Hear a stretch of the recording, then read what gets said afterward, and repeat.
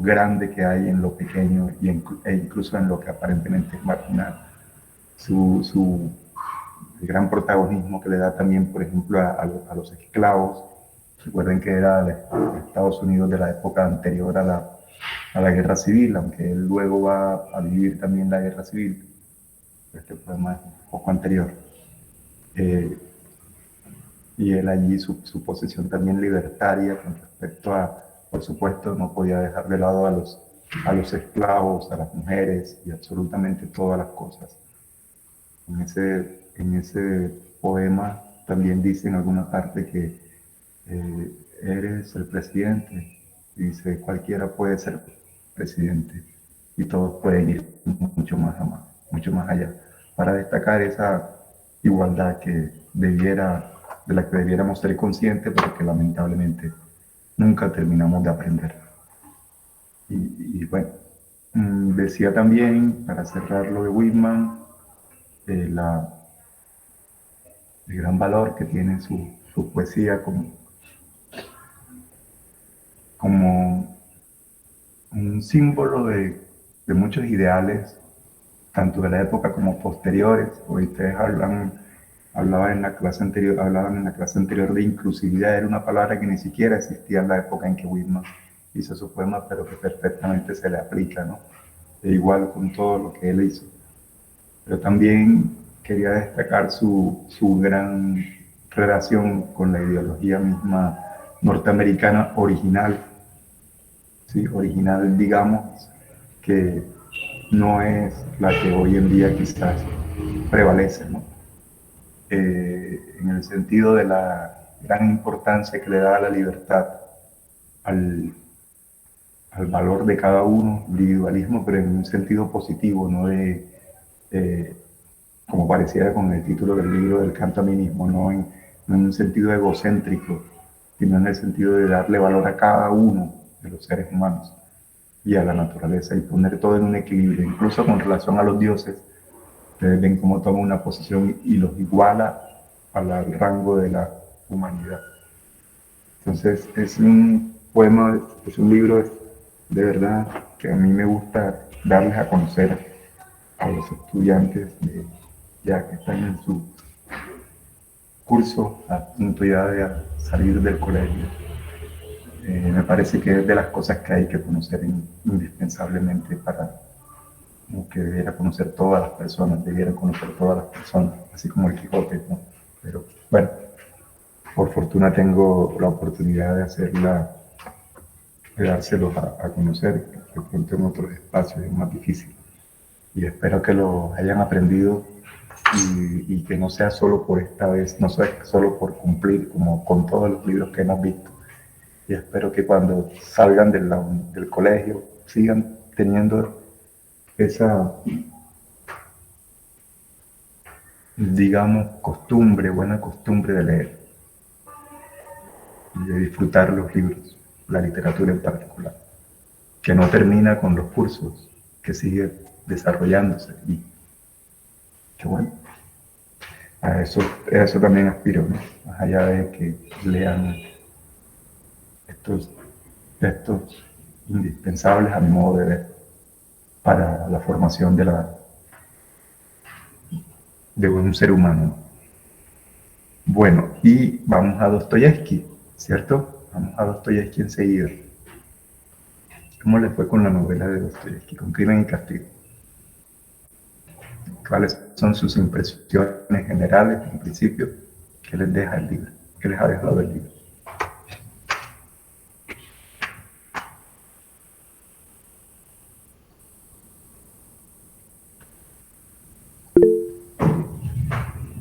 Ashley, adelante.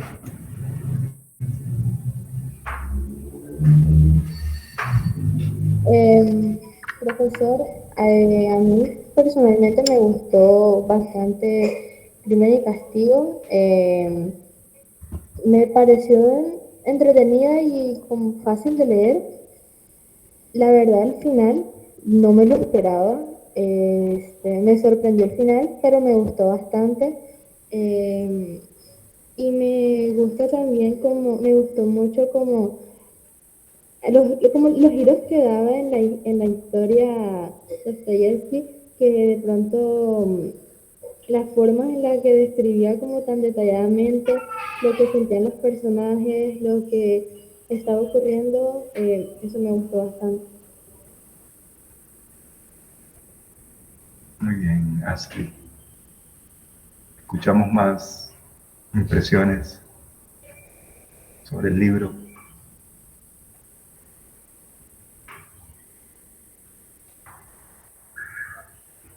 Profesor, Sí, adelante. ¿Quién pidió las palabras? Que estaba cambiando otra cosa. Dinora, adelante, Dinora. bueno, igual que Ashley, a mí también me gustó, me pareció bastante bueno, o sea, no era como algo que uno se aburriera de leer, por decirlo así. La trama también me gustó bastante, o sea, el tema, sobre todo.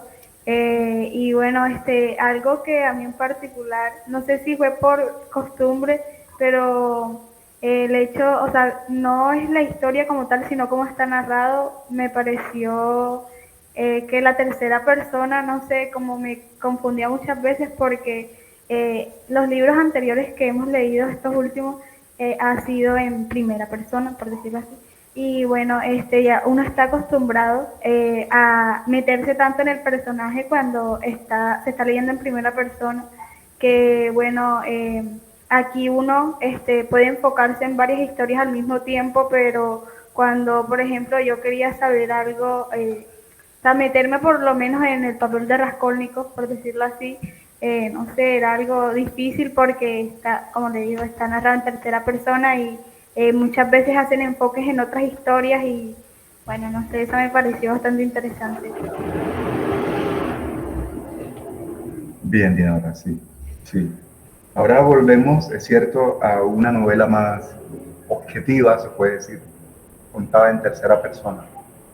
Después de haber leído consecutivamente dos libros, eh, eh, modelos de lo que de lo que era la literatura romántica, de lo que fue la literatura romántica, como son el de Mary Shelley y su Frankenstein, así como el de Diderot, la religiosa. Bueno, la religiosa no es todavía romanticismo, si bien va muy encaminada ya hacia ahí. Pero sí, ambas en primera persona. Cambiamos a la tercera persona. Ahorita podemos hablar más de ello. Quisiera seguir escuchando los primeros. ¿Quién sigue? A ver.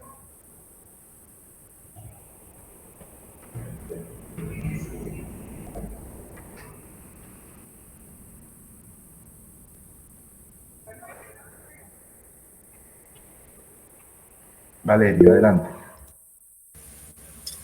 Profesora, así como han dicho mis compañeras, yo creo que este fue un muy buen libro.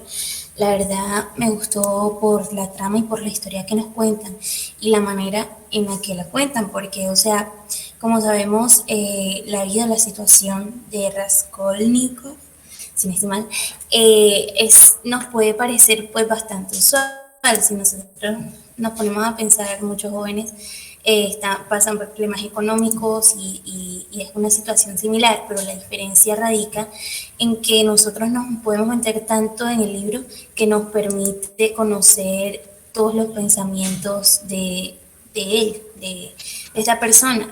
Y eso me parece súper interesante y fue lo que más me gustó porque es como mirar las cosas de una perspectiva diferente y entender, digamos, ese cambio en la mentalidad que hubo o el desarrollo del personaje a lo largo de toda la historia. Por eso me gustó.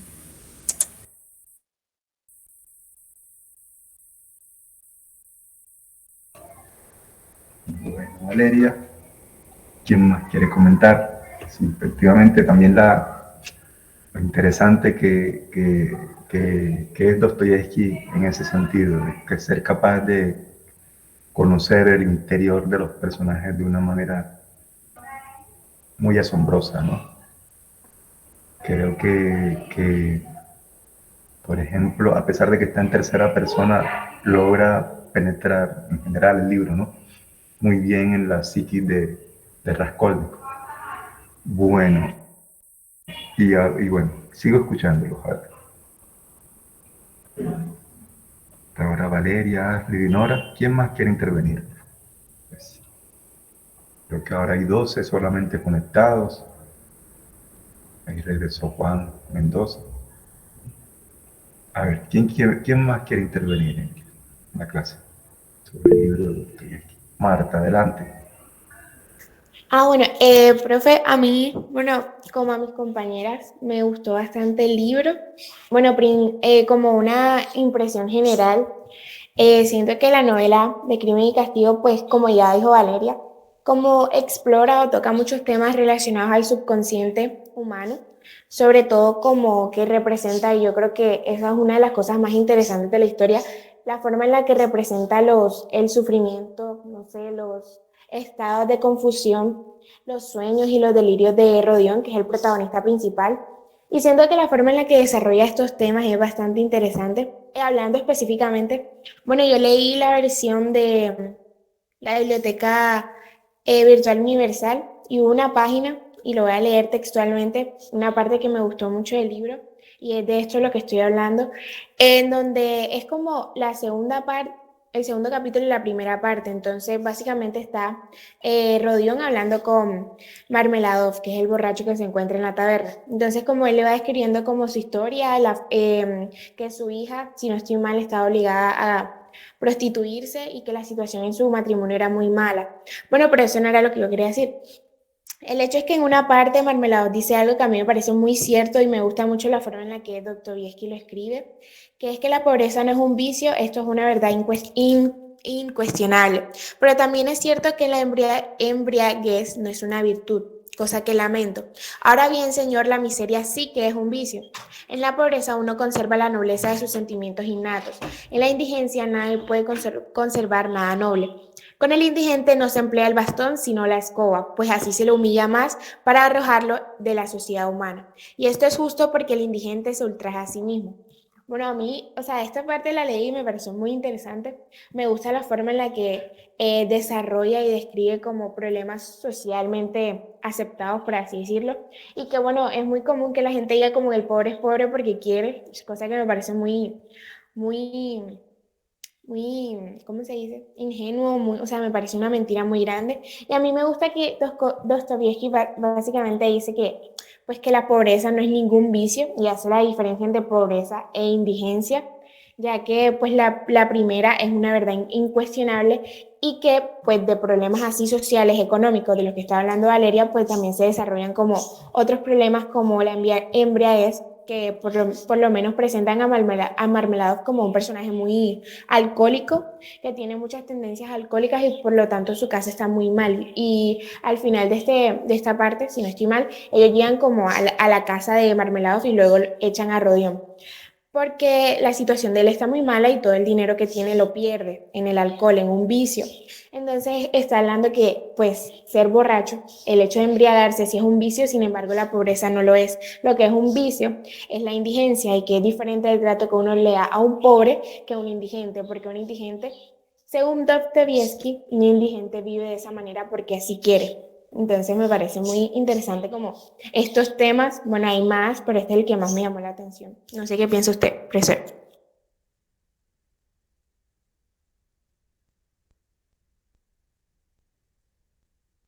Sí, indudablemente el tema de la pobreza y bueno, esto que tú destacas es también importante, muy importante en la novela. Ya el tema de la indigencia y de la pobreza es, es muy relevante, esos dos niveles digamos, que por supuesto que marcan la vida de una persona, dependiendo de si está en uno y otro, y la indigencia como ya una degradación tremenda que se da, ¿no? Al ser humano. Y lo que tú dices es también para examinar, ¿no? El tema de sí, sí, la pobreza es como si fuera como si fuera un destino, ¿no? Eso es, por supuesto que todos lo podemos cuestionar. Yo quiero seguir escuchándolo de todas formas. Ahorita tomaré más la palabra. Y bueno, María Gabriela, adelante. Vale, al igual que mis compañeras, a mí me pareció un libro pues bastante interesante y o sea, considero que es uno de esos libros que aunque uno no los suele leer tan frecuentemente, cuando una vez que uno los está leyendo, una vez que uno los lee, siempre son como de estos libros gratos de leer. Son bastante placenteros, no solo por el tema, sino la narrativa y o sea, no solo el tema principal, sino los subtemas que se tratan y pues yendo un poco por el lado que han resaltado mis compañeras Marta y Valeria, me parece importante como el análisis, por decir así, que se hacen de distintos temas sociales que muchas veces tenemos como tabúes en nuestra sociedad y pues como el libro de una manera, por decir así, modesta tal vez, nos invita a cuestionarnos esos pensamientos como por ejemplo de la pobreza y pues sí, a cuestionarnos nuestra manera de pensar y de ver ciertas cosas y verlo no desde una manera subjetiva, sino también objetiva. Y también un poco concuerdo con lo que dijo Dinora, que me confundió un poco la narrativa en tercera persona, pues como estos últimos libros que hemos estado leyendo estaban todos en primera persona.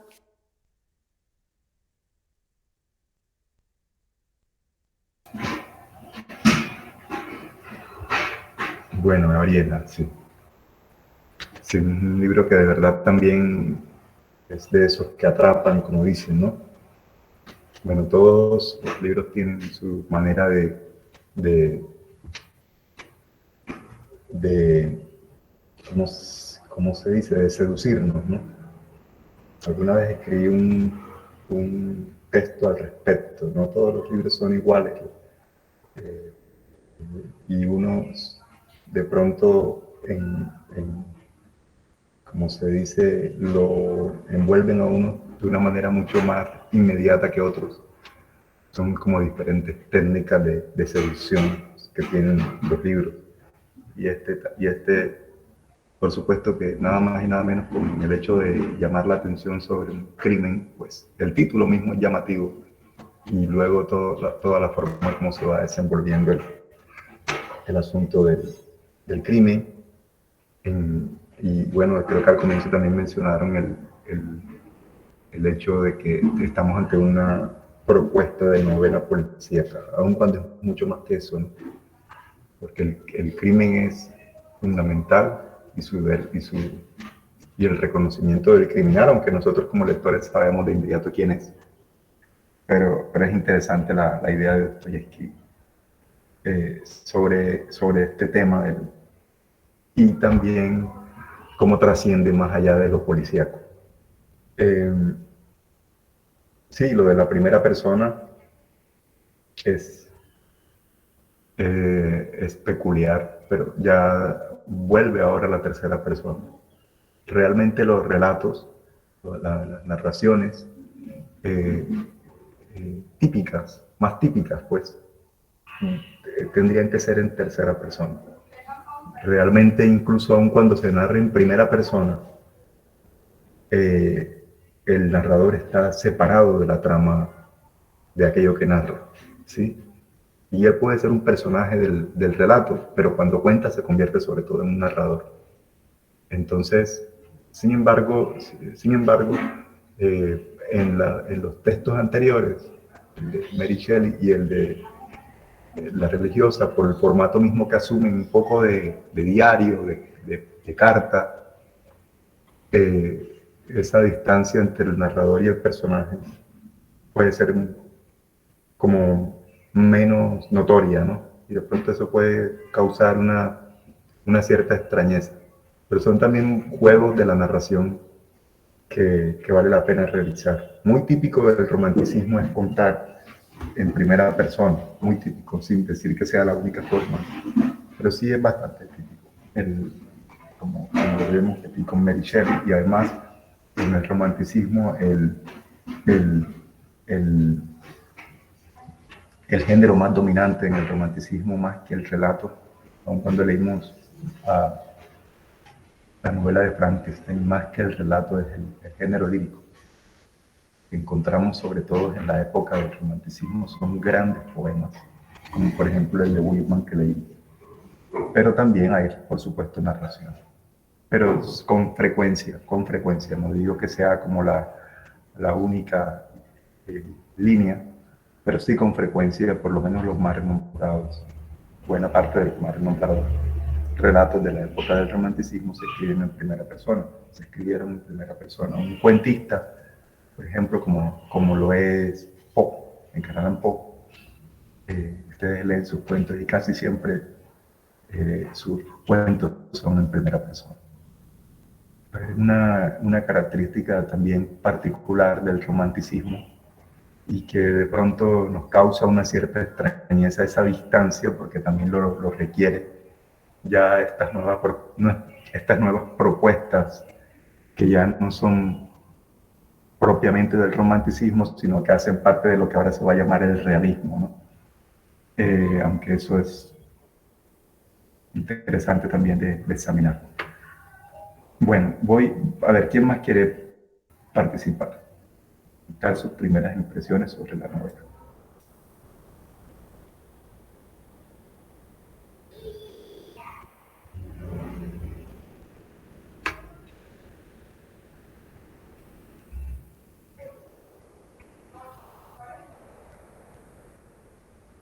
Sí, escucho, a ver.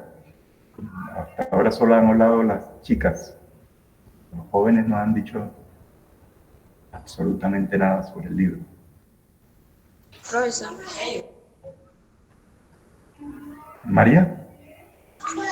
Profesor, a mí también me gustó este libro, así como también, bueno, compañeras anteriores. Sí, yo pienso que este libro puede mostrar de pronto cómo pueden llegar a ser las personas. Sí, vemos cómo el protagonista de esta obra, que se llama Rodión, sí, o sea, se enfrenta y pasa por todos esos problemas, abandona sus estudios, la situación que tiene con su hermana, luego como ese sentimiento de culpa que pues podríamos decir que es algo que nos plantea Dostoyevsky en su libro, que todas esas cosas que realiza una persona, sí que realiza un individuo, están como enlazadas, por decirlo así, de esas de pronto normas sociales, sí, esas normas sociales que te dicen como qué es lo que está bien, qué es lo que está mal, y hacen como que de pronto pensar a la persona cada una de sus acciones, de pronto también,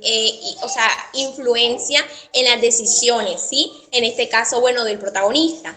Ya, entonces, pues también podemos ver que otros temas, como por ejemplo la necesidad extrema a la cual, bueno, el protagonista se enfrenta y su familia, el problema de poder decidir entre lo que está bien o mal, esa injusticia social de pronto en la que él se encontraba viviendo y no se sentía cómoda, pues lo permiten como a tener o generar adicciones que pues estaban presentes en la mente y pues o sea, nos muestran que puede pasar,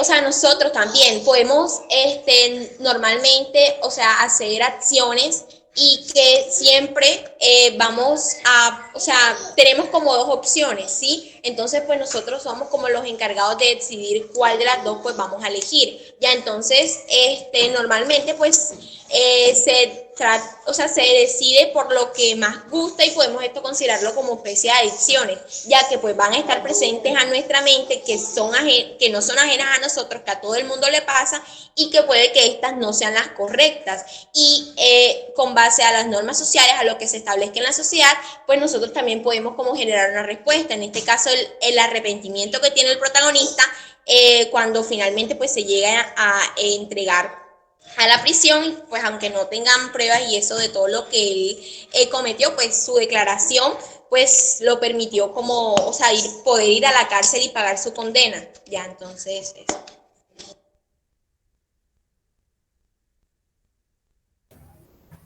Bien, María. Sí, esa parte a la que te refieres del arrepentimiento también es muy, muy relevante, ¿no? Y también nos habla de una gran complejidad del personaje, que quizás no alcanzamos a reconocer del todo en las obras anteriores.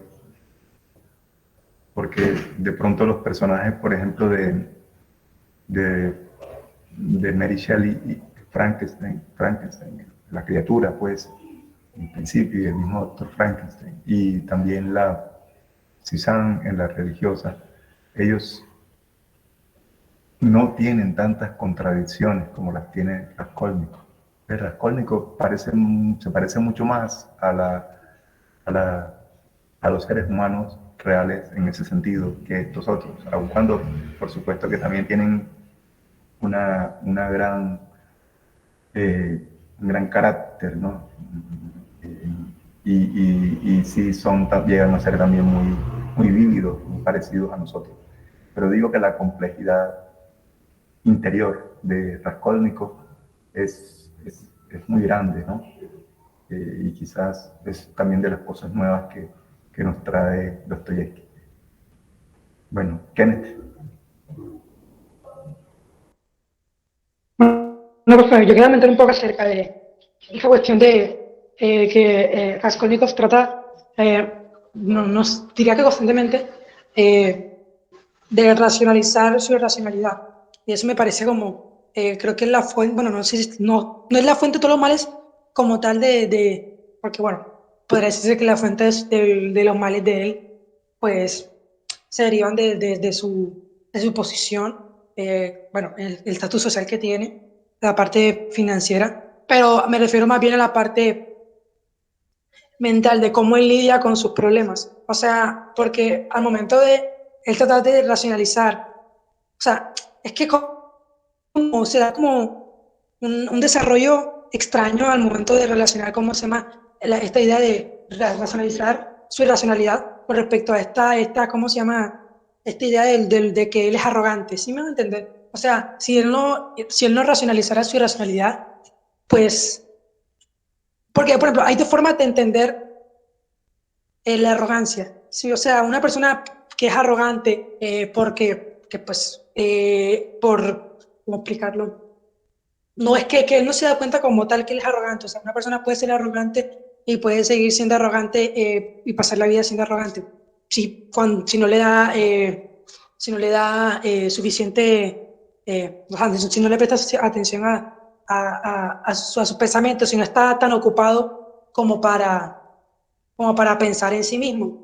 Pero que al momento de Raskolnikov tener estos momentos tan difíciles, ¿cierto? Y él es casi estar en San Petersburgo la mayoría de veces solo, por decirlo de una manera, él al momento tiene muchísimo tiempo para divagar y autoanalizarse, ¿cierto? Entonces, al momento de él tener tanto tiempo libre, como que él poco a poco, él puede tener los problemas, ¿cierto? De arrogancia, los problemas financieros, pero al momento de estar presa de sus pensamientos, él poco a poco va creando una cosmovisión totalmente errada, ¿cierto? Y cree, ¿cómo se llama?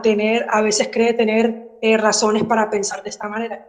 ¿No entender? Entonces, entonces cuando todo momento en los que esto pasa, pensando, pues se puede ver cómo poco a poco va creando una cosmovisión errada de lo que es la vida bueno, que es su vida, hasta que después bueno, al final del libro, cuando se va a Siberia preso, él pues al final se rinde, ¿sí me va a entender?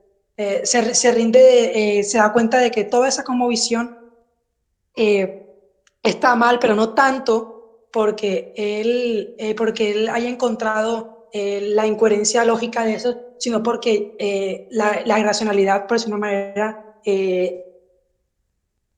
ocupó, o sea, dominó sobre su frágil, su intento frágil de racionalizar todo lo que estaba viviendo.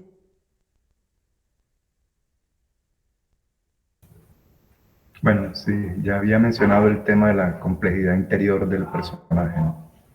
Que es lo que trae como una de las cosas particulares de este libro, ¿no?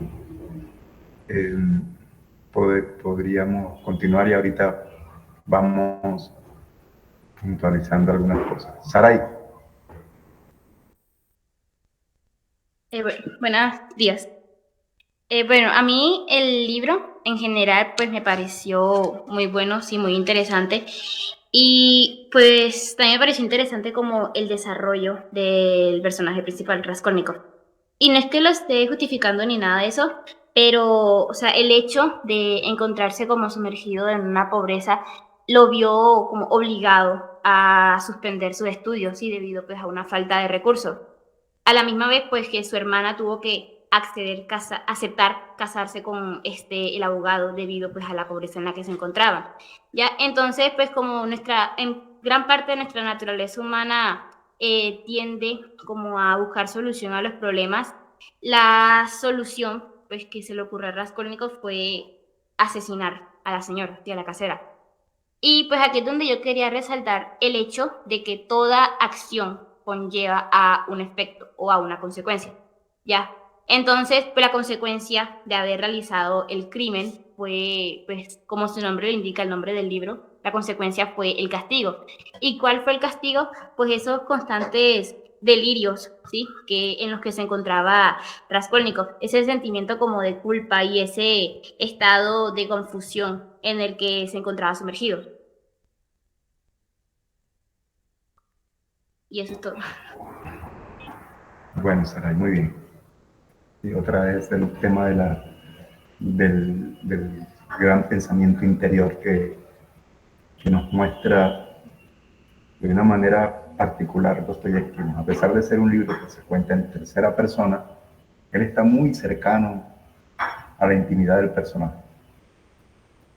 Y cosa también extraña, ¿no? Porque esto no ocurre con la narración en primera persona. Si uno dice, si está narrado en primera persona, pues mucho más fácil reconocer ese mundo interior del personaje y su complejidad. Cuando uno se pone a leer a Frankenstein desde una perspectiva como esta, compara y se da cuenta de que no es así. O el mismo libro de Diderot, ¿no? Es curioso. Quizás porque la primera persona es muy interesante para este tipo de experiencias, de contar estas experiencias interiores, pero también está un poco limitada. Porque yo pensaría que, como ocurre con todos los seres humanos, ¿no? Uno tiende casi que por un instinto de supervivencia, uno tiende a justificarse, ¿sí? Y por eso quizás el relato en primera persona, no digo que sea siempre, ¿no? Pues hay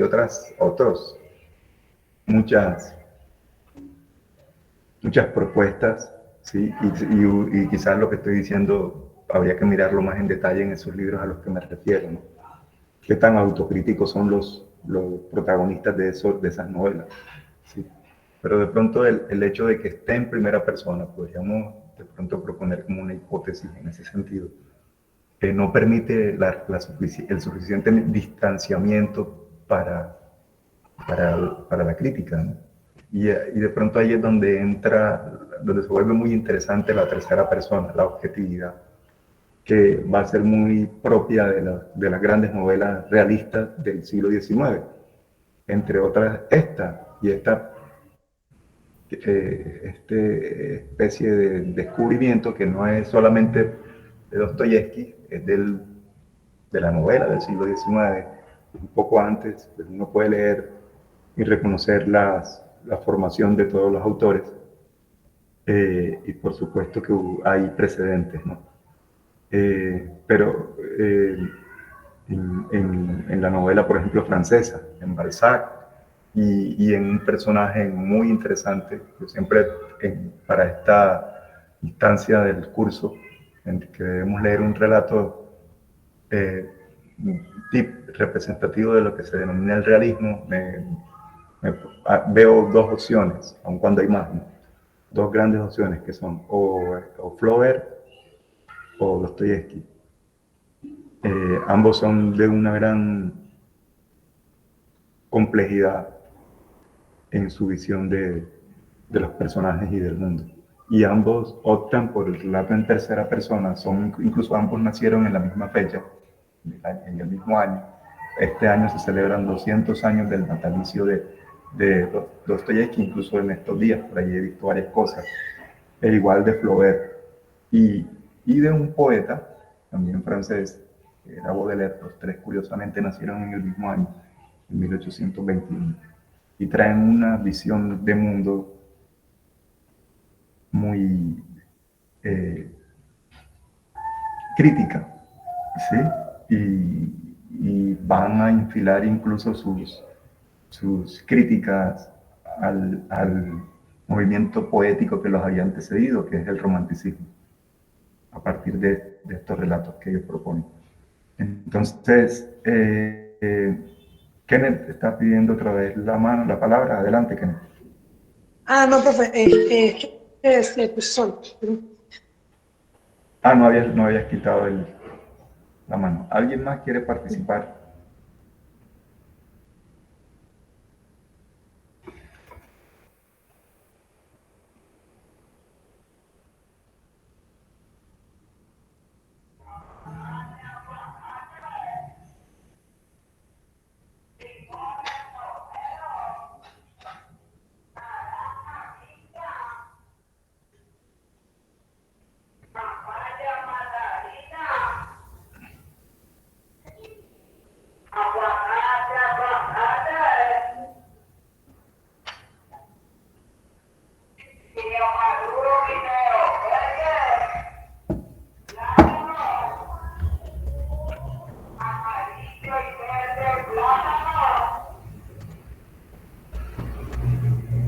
Kenneth.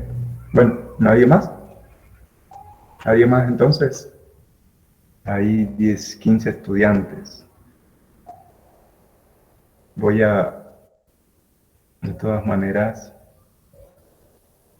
voy a designar a otro estudiante para que me cuente cómo le fue con esa novela, porque no han intervenido todos.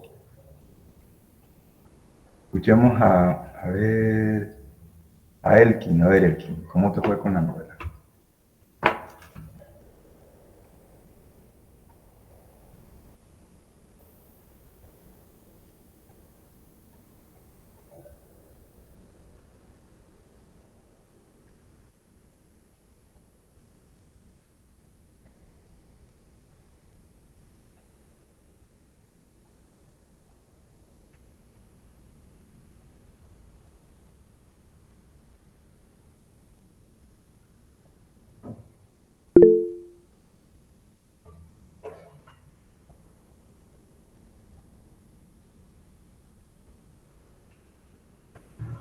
A ver, ¿qué pasó con el joven Elkin que no me contesta y que llegó un mensaje?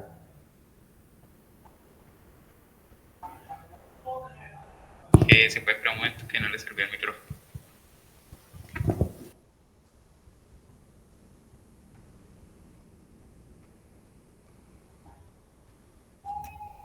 A ver, Elkin. Eliana también está levantando la mano, pero vamos a escuchar primero a Elkin. Bueno, profesor, primero, disculpe que no pudiera responder la problema con la señal acá. Y segundo, sobre mi opinión del libro, ciertamente, bueno, también estoy de acuerdo que es una obra que se destaca bastante. Algo que sí noté bastante es que es la extensión del libro, pero eso no es un problema al final porque una vez que el libro ya agarra vuelo, por así decirlo, no va a ser su problema y el libro es igualmente entretenido y es muy interesante de analizar. Me gustó que estuviera así como también dividido en cada parte, en cada capítulo, y así se tiene, bueno, bien en cuenta, no, o sea, no es difícil perderse entre la historia, porque los capítulos tampoco es que sean demasiado extensos, entonces no puede irse ubicando con eso. Y en general la historia, porque siempre es como dice el título, el castigo de una persona por un crimen y ver cómo ese castigo no es algo que precisamente le pase directamente, porque bueno, ya sabemos que el castigo como tal no lo recibe hasta el final, sino que es un castigo que se le va ciñendo en la mente poco a poco, va decayendo, va teniendo circunstancias cada vez peores y todo el ambiente del libro se va volviendo más tenso, a pesar de que ya de entrada no es que fuera un ambiente muy alegre, muy optimista. Entonces, ese y otro tipo de cosas siempre puede hacer entretenido el libro al momento de analizarlo. Así que sí, me gustó bastante.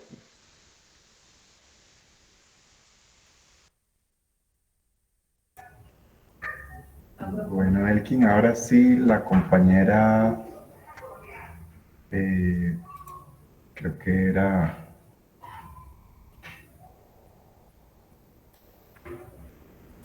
Yo, profesor. Eliana. Adelante, Eliana. Sí, yo lo que quería decir es que me pareció una historia interesante y buena. Y pues yo durante toda la historia y al final como que no dejé de relacionarlo con Frankenstein porque en el sentido de que ambos personajes los afligen sus sentimientos de culpa y por los errores que cometieron y literal durante toda la historia son como esclavos de esos sentimientos y pasan por muchos malos momentos debido a las cosas que hicieron.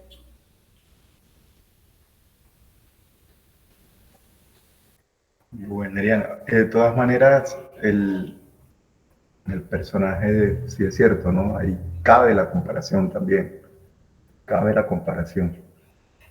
Pero de todas maneras, ahorita que hablábamos del relato en primera persona,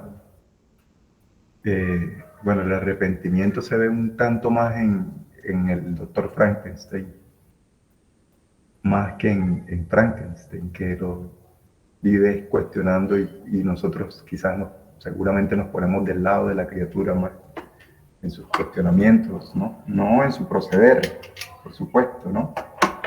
Eh, pero sí en sus cuestionamientos. Ahora también la criatura llega a cometer crímenes, pero eh, digamos, su su autoconocimiento, pues, quizás, o su reflexión no llega a los niveles a los que llega Raskolnikov.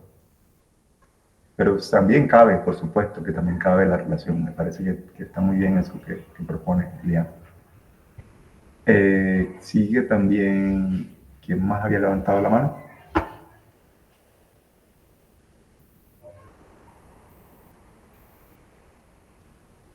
Y otros estudiantes que no han dicho nada.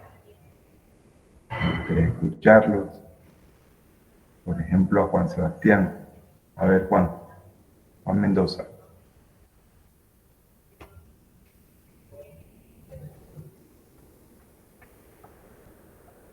Ya va, se me escucha bien, ¿verdad? Sí, señor, adelante.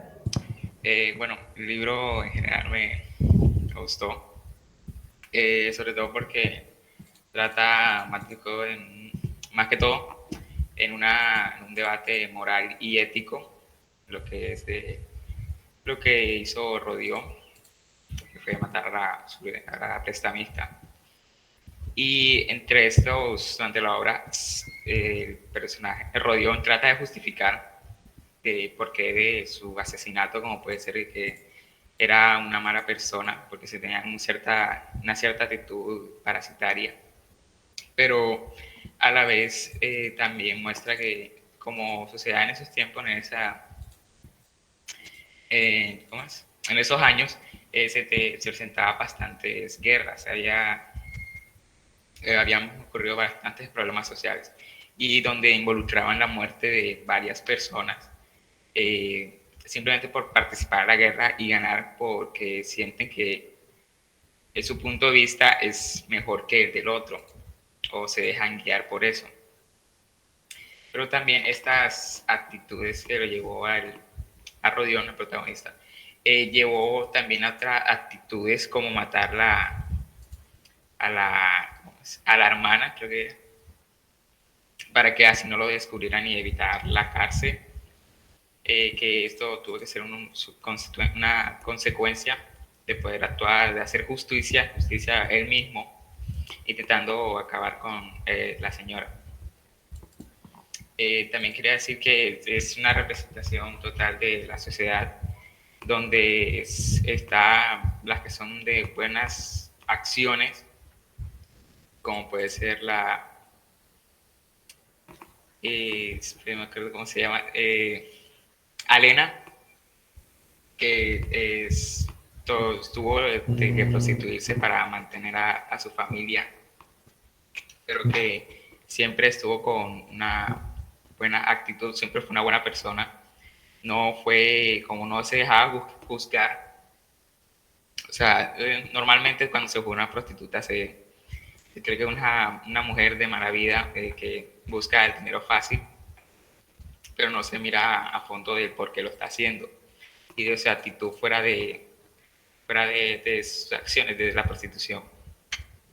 Entonces en la sociedad está la buena persona, la gente que se deja llevar por los vicios, que es como el borracho que a causa de estos vicios muere atropellado. Y asimismo también los que se dejan llevar. Es un dilema también con el libre albedrío, que piensa que la sociedad, para decir, no se puede arreglar y piensa hacerse con sus piensa hacer justicia con sus propias manos, como hizo Rodrigo.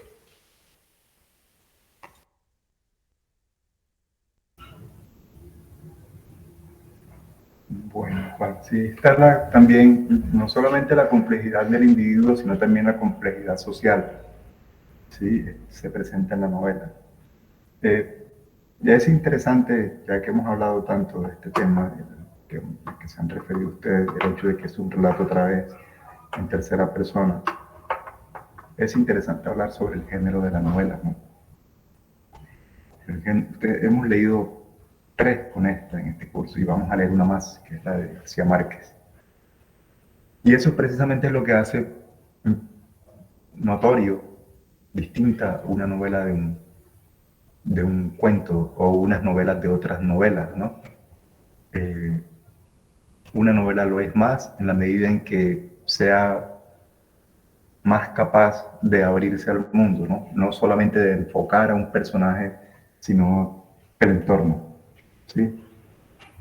Por eso, yo creo que vale la pena remitirnos de nuevo a nuestra novela del año anterior, ¿verdad? ¿Sí? ¿Se acuerdan? La novela que leímos el año anterior fundamentalmente. ¿Cuál fue? O ya se les olvidó.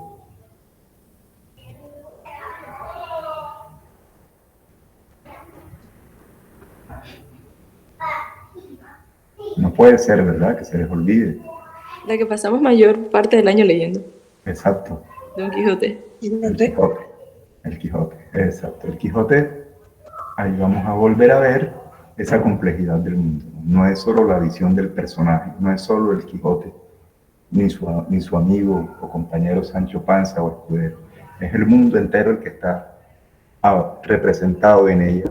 No es solamente lo que él ve gigantes, es también lo que ven los demás, que ven molinos de viento y ven gigantes, ¿sí? Y es interesante, importante para empatar, ¿no? Y también reconocer la importancia que tiene esta novela en la historia de la literatura, ¿sí? La importancia de Don Quijote, porque es quizás la única, pero es de las primeras grandes novelas que tratan de abarcar no a un solo personaje. Eso es lo que va a caracterizar el género, ¿no? Su capacidad de recrear un mundo entero, no a un solo personaje y su historia, sino que al mismo tiempo vamos viendo cómo hay otras historias que se entrecruzan, así como ahora menciona Juan Sebastián. Creo que te estás refiriendo al personaje de Sonia, ¿no? Y también de todas las circunstancias complejas del mundo, ¿no? Tanto a nivel interior, individual, como a nivel social.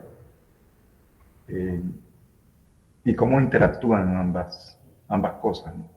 Porque si Raskolnikov es agobiado por la culpa, es porque ha sido educado en una tradición donde la culpa juega un rol importante, aun cuando él crea al comienzo que está por encima de ella. Entonces también allí lo social se mete en el cuerpo, digamos, en el interior, en la mente de Raskolnikov, y eso es lo que marca su sus delirios, su culpabilidad. ¿Sí? El hecho de lo que luego Freud va a llamar el super yo, lo que está por encima de mí, ¿sí? El mundo del cual yo hago parte, ¿no? Porque no solamente soy yo, ¿no? Y bueno, quiero con esta clase empezar. Hemos terminado, tenemos todavía 2 más, ¿verdad? Porque yo dije que la novela de García Márquez la empezaremos el 11, ¿cierto? Vamos a leer 5 capítulos semanales. Según ahorita leyó Shari, el 11 deben estar leídos los primeros 5 capítulos y semanalmente hasta vamos avanzando, ¿no? Entonces, si es así, el 11 o al 9. Profesor, yo tenía registrado que el 11. El 11. Bueno. Sí, señor. Y bueno, también registré que también se aclaró que vamos a leer 5 capítulos por semana. Lo que pasa es que si yo cuento 11, 18, 25, me llega a diciembre y creo que no es la cuenta, ¿no? Como que algo ahí hicimos para que cuadrar. Bueno, entonces ya miraremos. Y continuamos el próximo jueves y el martes. Profesor, ¿Sí? ¿María? lo que pasa es que Shari creo que tiene una imprecisión, sobre todo cuando hizo eso en la relatoría de lo de la fecha del libro, porque se supone que para el 11 tenemos que tener los 11 primeros capítulos de 100 años leídos, no todo el libro. ¿Los qué? Para el 11 de noviembre tenemos que tener los primeros 10 capítulos de 100 Los años 10. de soledad. Sí, no todo el libro. No todo el libro, claro, no, yo sé. Yo sé que les dije que le íbamos a leer 5 capítulos, ¿no? De a 5 capítulos. Luego el 11 serían los 10 primeros entonces, y el 18 al 15 y el 25, que ya ahí terminaríamos los últimos 5, ¿no? Debe ser así. Por eso es que veía que las cuentas no cuadraban si el 11 empezábamos. De todas maneras, revisen bien. En todo caso, continuamos el jueves con Crimen y Castigo y van leyendo para la próxima semana ya nuestro último libro. Y quería insistir en lo de la novela, en lo del género novelesco, ¿no? Y entre más se incluya ese mundo que trascienda al personaje principal en la novela, más novela es. ¿Sí? Bueno, ya veremos cómo continuaremos en la próxima clase. No pierdan de vista revisarlo muy bien el libro para seguir hablando de Crimen y Castigo. Cuídense mucho. Le encargo a ¿quién será? Kenneth, ¿ya tú hiciste el relato? ¿El registro? No, señor. Bueno, Kenneth, te encargas tú para el próximo jueves. Vale, profe. Bueno, cuídense y nos vemos. Hasta luego. Hasta luego.